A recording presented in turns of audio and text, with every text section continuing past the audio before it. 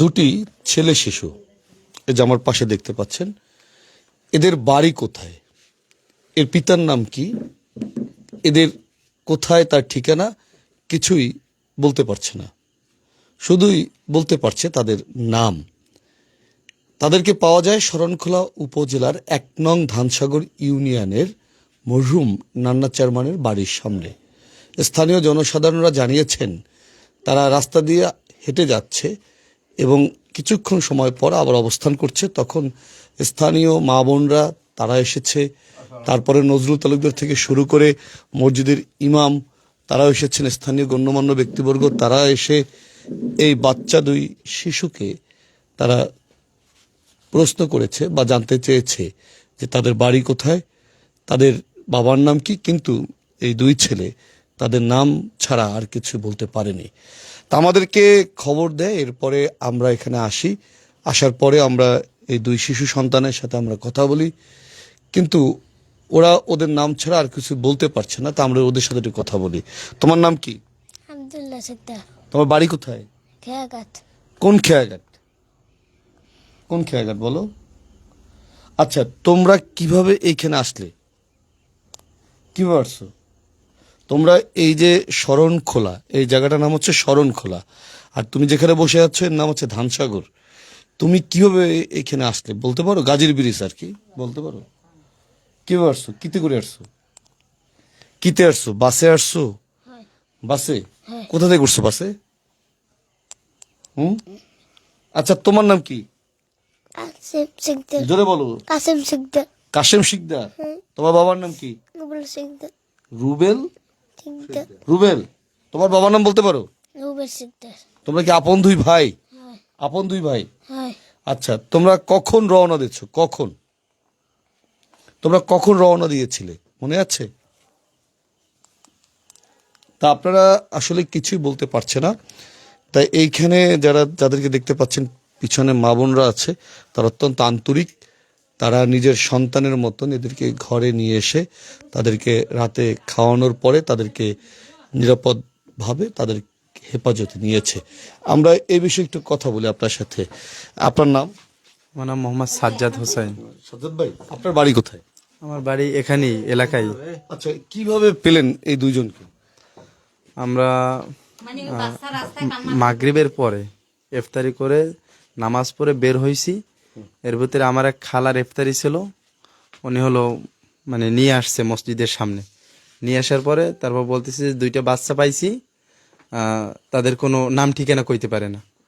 এরপরে আমরা মসজিদে বইসা ভালো মতন জিজ্ঞেস করছি এবং ইফতারির সামনে দিছি, ইফতারি খাইতেছি।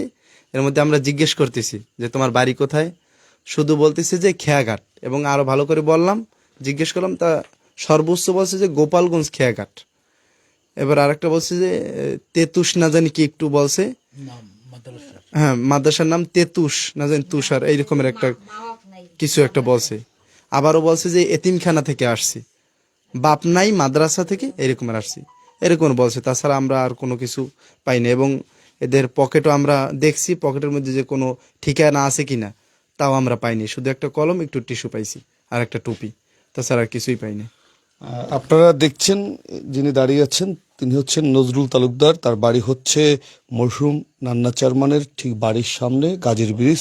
আচ্ছা, আমি একটু জানতে চাই, এই দুই ছেলে আপনি একটি নিরাপদ আশ্রয় দিয়েছেন, তারপরে সবাই মিলেমিশে এদেরকে রাতের বেলা তার যে খাওয়ানোর ব্যবস্থা তাও করেছেন। আসলে এখন কি করতে চাচ্ছেন আপনারা? এখন আমরা তো চাইছি সাংবাদিক আইনে আমরা থানায় দিয়ে দেবো, থানায় ব্যবস্থা করবে। হ্যাঁ।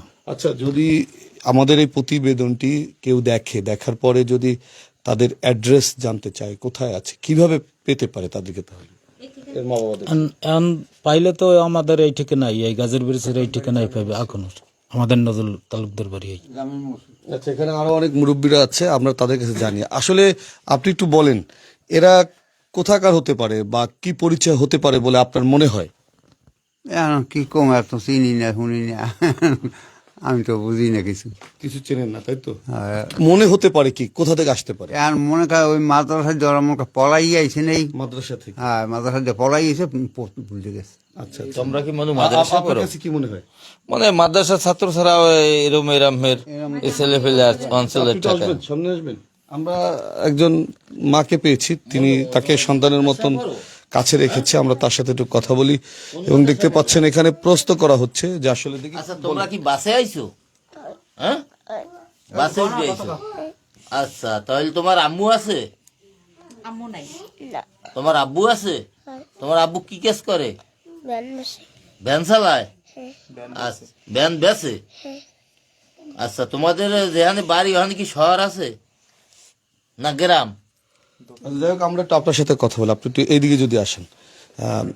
আমরা যতটুকু শুনেছি আপনি তাদেরকে নিয়ে রাতে খাবারের ব্যবস্থা করেছেন, আপনার সাথেই রাখছেন।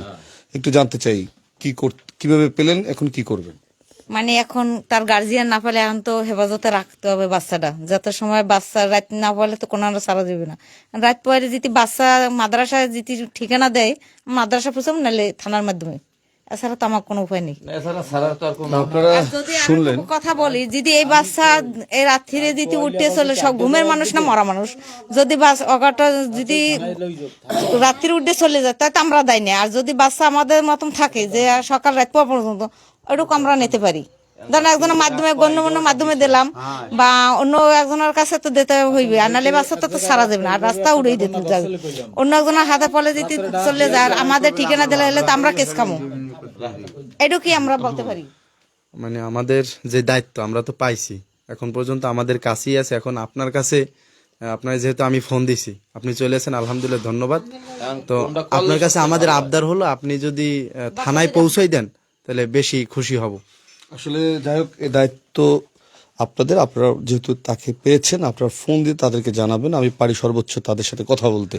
আচ্ছা, আপনারা যারা দেখছেন, অবশ্যই এই দুটি ছেলের যদি পরিচয় কেউ জানেন, অবশ্যই আমাদের সুজন হাসান পেজের যে নাম্বারটা দেওয়া থাকবে, আপনারা সেখানে যোগাযোগ করবেন। কারণ এই মানুষগুলোও কিন্তু খুব টেনশনে আছে, রমজান মাস, এবং তারা কিন্তু বলছেন তাকে নিয়ে তারা এক পর্যায়ে বিপাকেই পড়েছে।